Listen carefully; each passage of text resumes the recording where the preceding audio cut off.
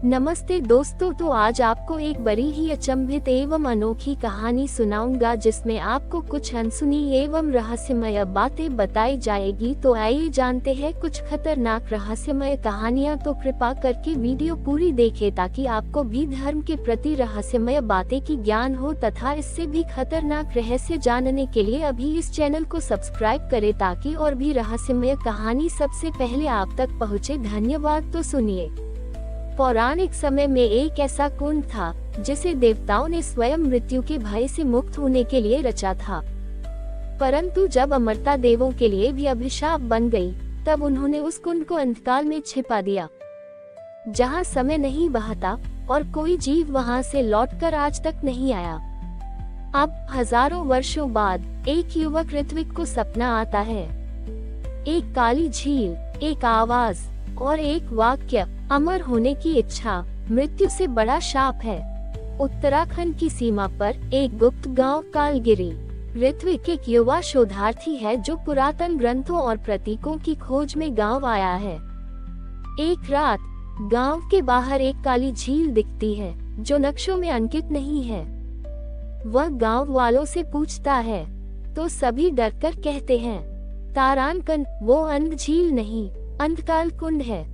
जो एक बार वहां गया कभी लौटकर नहीं आया और जो लौटा वो इंसान नहीं रहा। ऋत्विक को वही सपना बार बार आता है। झील में उतरती एक सीढ़ी, एक चमकती रेखा और एक बंधी हुई आत्मा जो पुकारती है, मेरे पिंजरे की कुंजी तुम्हारे रक्त में है। ऋत्विक अंधकाल कुंड की ओर निकल पड़ता है।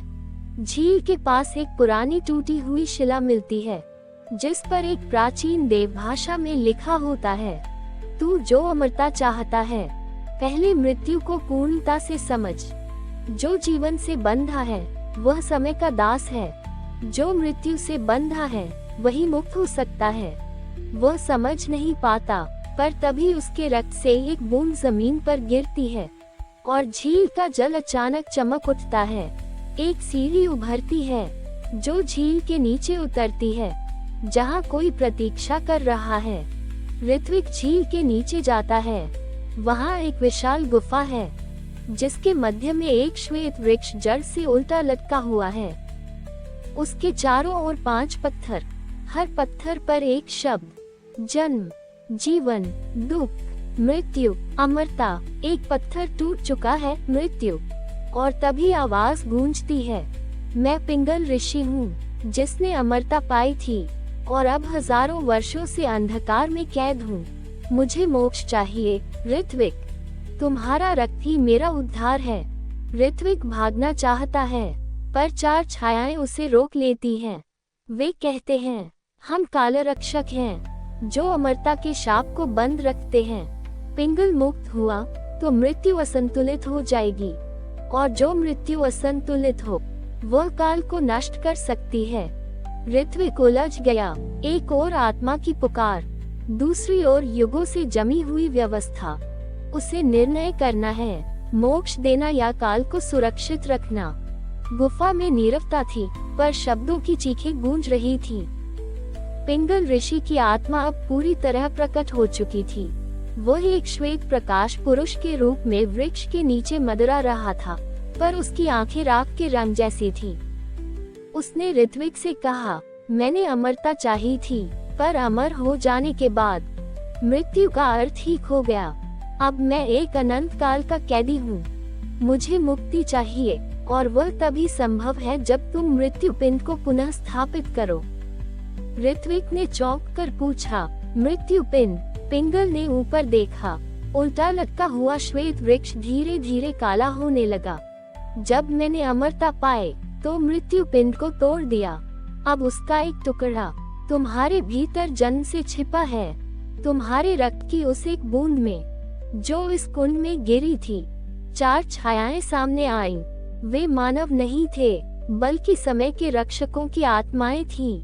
उनके मुखों से कोई शब्द नहीं निकले पर ऋत्विक के मन में गूंजा, यदि मृत्यु पिंड को पुनः स्थापित कर दिया गया तो अमरता का द्वार टूट जाएगा और उसके साथ वह प्राचीन शाप भी जागेगा जो एक बार पहले भी युग नाश का कारण बना था।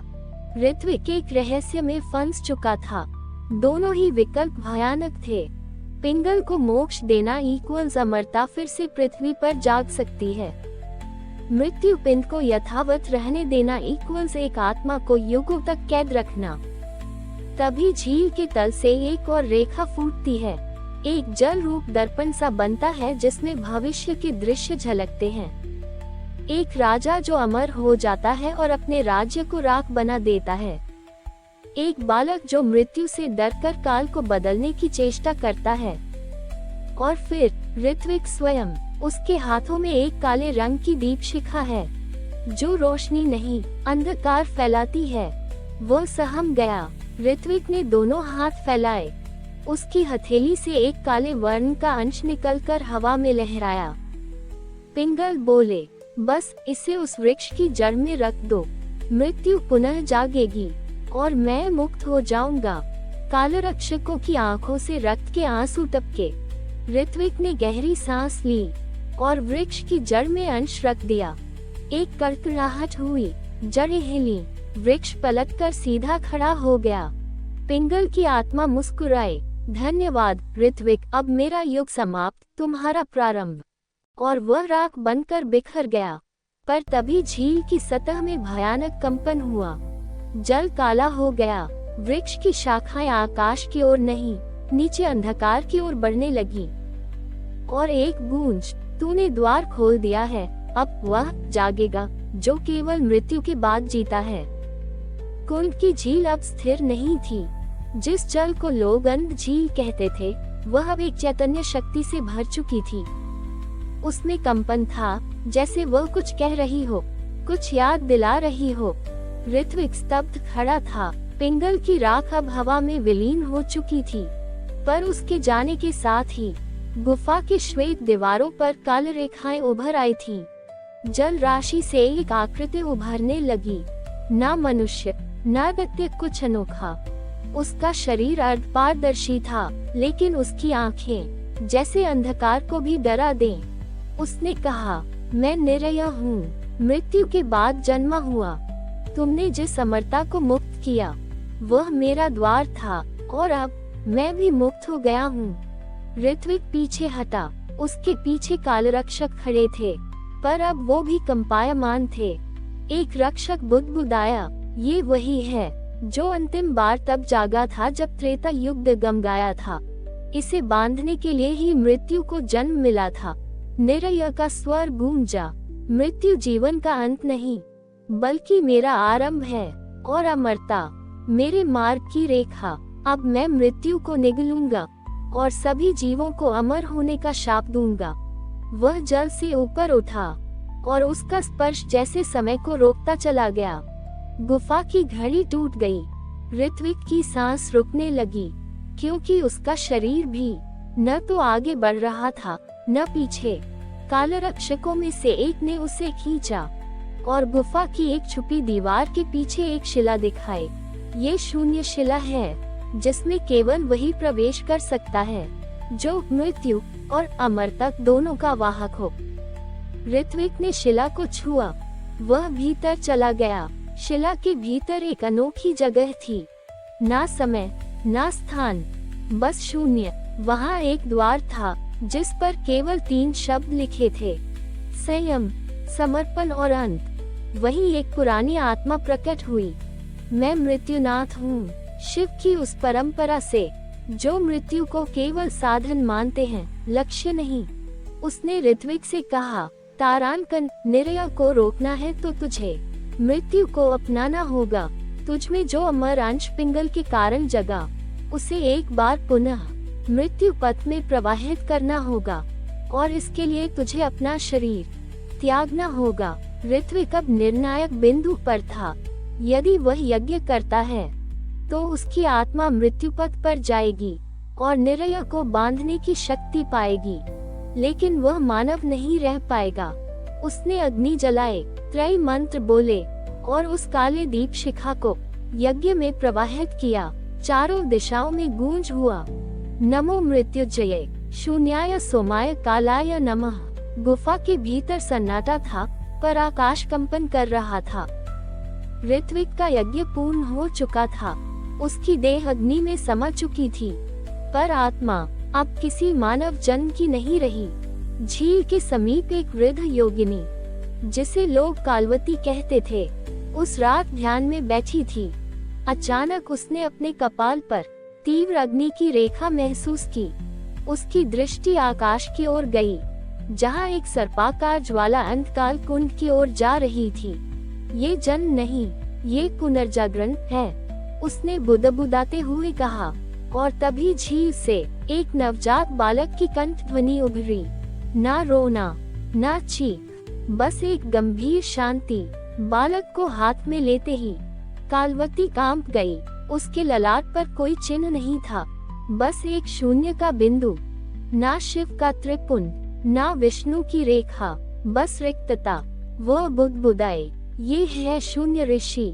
बालक की आंखें बंद थीं, पर जब खुली तो उसने सीधे उस वृक्ष की ओर देखा, जो अब उल्टा नहीं था, बल्कि सीधा खड़ा होकर नीचे की ओर अपनी जड़ें फैला रहा था। उसने पहली बार बोला, वृक्ष उल्टा था, अब सीधा है, पर काल उल्टा हो गया है। मैं उसे सीधा करने आया हूँ। कालवती ने उसकी दृष्टि में हजारों युगों की गहराई देखी। उसे समझ आया, यह कोई सामान्य आत्मा नहीं, यह एक समय सूत्र का जागृत संत है। अगली रात अंतकाल कुंड से एक और कंपन हुआ। जल फिर काला होने लगा, पर इस बार कोई बाहर नहीं आया, बल्कि एक स्वर भीतर से गूंजा, शून्य ऋषि, तू चाहे कितना भी प्रकाश जगा ले, मैं तेरे भीतर ही बैठा हूँ।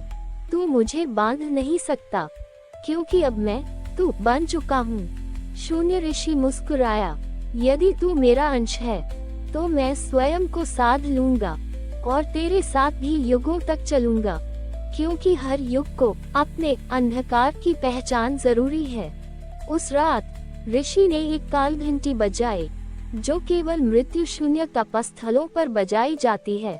सारे समय रक्षक जाग उठे, कालगति की दिशा बदली और अंतकाल कुंड पर लिखा गया, ये वह स्थान है जहां मृत्यु ने अमरता को जन्म दिया और अमरता ने शून्य को। शून्य ऋषि अब शिशु नहीं रहा था, उसका शरीर किशोरों जैसा था, पर उसके मन में युगों की स्मृतियां थीं। उसके हर श्वास में मंत्र था और हर दृष्टि में एक गूढ़ उद्देश्य। झील के पास एक खंडहरनुमा प्राचीन द्वार पर उसने ध्यान पूर्वक देखा। वहीं से एक समय त्रेतायुग के देवता को कालबंधन में डाल दिया गया था। शून्य ऋषि के मन में एक छवि बार बार कौंध रही थी, एक देवता जिसकी आंखें बंद थीं, पर माथे पर समय के 8 चिन्ह थे। वह जानता था, ये वही है जिसे अष्टकाल देव कहते हैं, जिसकी उपस्थिति काल को संतुलित रखती थी, पर जिसे निरया ने एक काल वाक्य के माध्यम से समय के नीचे दबाकर सोने के गर्भ में छिपा दिया था। शून्य ऋषि अंधकाल कुंड से सटे एक शुष्क मार्ग पर पहुंचा। वह भूमि पहले बार बार दरकती थी, अब वहाँ शून्यता थी, ना ध्वनि, ना गति। कालवती ने चेतावनी दी थी, वह स्थान शून्य पथ है, वहाँ जाने वाला समय से बाहर हो जाता है, या तो वह स्वयं काल बन जाता है, या काल का ग्रास। पर शून्य ऋषि आगे बढ़ा, उसने अपना हाथ भूमि पर रखा और एक शंखनाद की ध्वनि निकली, जो समय की रेखा को खोलने लगी। भूमि के नीचे से एक कंपन हुआ, एक स्वर निकला, धीमा, टूटा हुआ, आष्ट काल बंद हूँ, कौन जागा है? शून्य ऋषि ने उत्तर दिया, मैं वह हूँ जो मृत्यु से अमर हुआ और अमरता से शून्य। अब तुझे मुक्त करने आया हूँ। अचानक भूमि फटी और एक स्वर्ण मंडित पिंड ऊपर उठा। उसके चारों ओर समय की रिखलाएं लिपटी थीं, जैसे कोई घड़ी को बांध दे। शून्य ऋषि ने 3 मंत्र उच्चारित किए, कालाय नमः, कालविलीनाय स्वाहा, कालमोचकाय फट। जैसे ही तीसरा मंत्र बोला, वह स्वर्ण पिंड फटने लगा, पर उसके साथ ही आकाश में तांडव मेघ छा गए। उस यज्ञ के कारण कालगति अस्थिर हो गई थी। अष्टकाल देव धीरे धीरे उभरे, उनके 8 भुजाएं बंधी हुई थीं, पर मुख से निकला, अब मेरे जागने से निरय फिर हलचल करेगा। क्या तू तैयार है मेरे जागरण के परिणामों के लिए? शून्य ऋषि ने उत्तर दिया, यदि अंधकार को हराना है तो उसके स्रोत को छूना होगा, और तू ही वह धुरी है जो कालचक्र को संतुलित कर सकता है। अष्टकाल देव ने अपनी एक आंख खोली। वहाँ तीसरे नेत्र की तरह काल रेखा घूम रही थी। तो सुन शून्य ऋषि, तुझे अब 3 द्वार पार करने होंगे। अतीत कुंड जहाँ समय ठहर जाता है, वर्तमान वृक्ष जो हर श्वास पर पत्ता बदलता है, भविष्य पथ जहाँ हर कदम अंधकार में है। इन तीनों को पार कर तू मुझे पूर्ण रूप से मुक्त कर सकेगा। तारांकन। जैसे ही अष्टकाल देव की देह अंशतः मुक्त हुई, एक परछाई झील के ऊपर मंडराने लगी। निरय की परछाई, उसकी गर्जना गूंज उठी। तुम चाहे जितना जागरण करो, जब तक मनुष्य अमरता को खोजता रहेगा, मैं हर बार लौटता रहूंगा। अष्टकाल देव की चेतावनी के बाद शून्य ऋषि ने अपनी यात्रा आरंभ की। अब वह सामान्य गुफाओं या घाटियों की यात्रा नहीं थी। अब उसे काल के भीतर उतरना था, जहां अतीत ठहरा हुआ है और जहां भूतकाल स्वयं एक देवता की तरह नींद में है। अंतकाल कुंड से लगभग 10 योजन उत्तर एक वन था, जिसे निष्प्रवृत्त वन कहा जाता था। ये वन चलता नहीं, बढ़ता नहीं, पर इसकी पत्तियां मन में संवाद करती थीं। शून्य ऋषि जब वहां पहुंचा, तो एक पत्ता झरते हुए बोला, तू वही है जो शून्य से बना है। क्या तू अतीत में अपने आप को देखने के लिए तैयार है? ऋषि ने उत्तर में मौन रखा। उसकी मौन स्वीकृति से वन स्वयं मार्ग देने लगा। वन के मध्य एक कूप था, पर उसमें जल नहीं था। वहाँ गहराई में चित्र थे। हर चित्र किसी बीते युग का दर्पण था। ये था अतीत कुंड। शून्य ऋषि ने कूप की देह छुई और एक तीव्र ध्वनि हुई। कूप से भयंकर ठंडी हवा निकली, जिसमें युगों की स्मृतियां थीं। अतीत कुंड में उतरते ही ऋषि को एक कांच जैसी सतह दिखी, जिसमें वह स्वयं नहीं दिख रहा था, बल्कि वह ऋत्विक था जो उसने पूर्वजन्म में अंधकाल कुंड में समर्पित किया था। मैंने मृत्यु स्वीकार की, पर क्या मेरी आत्मा अब भी वहाँ बंधी है? जैसे ही उसने ये सोचा, उसका प्रतिबिंब जीवंत हो गया।